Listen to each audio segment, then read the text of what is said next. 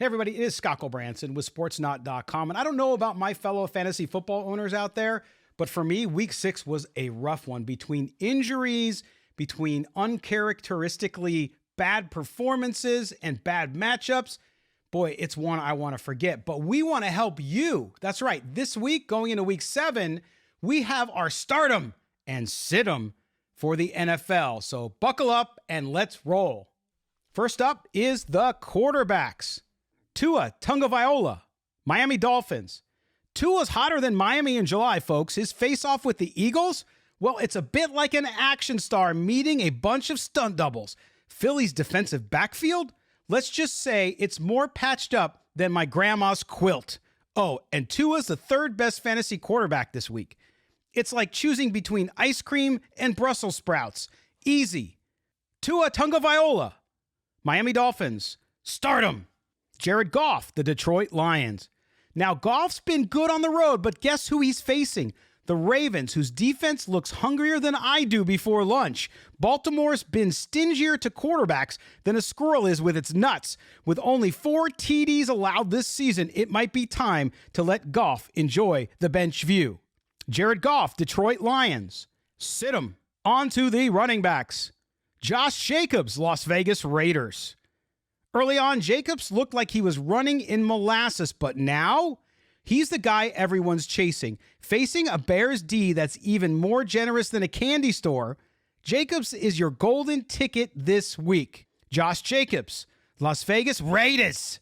Start 'em. Raheem Mostert, Miami Dolphins. Mostert's been electric, but the Phillies defense is ready to pull the plug. With the Eagles dominating the run, expect Tua to be the air show, leaving Mostert grounded. Raheem Mostert, Miami Dolphins. Sit 'em. And now we go out with the speedy dudes, the wide receivers. Brandon Aiyuk, San Francisco 49ers. With Samuel and McCaffrey on the injury seesaw, Aiyuk is the 49ers' top gun against the Vikings. Minnesota's defense has been more inviting than a free donut sign.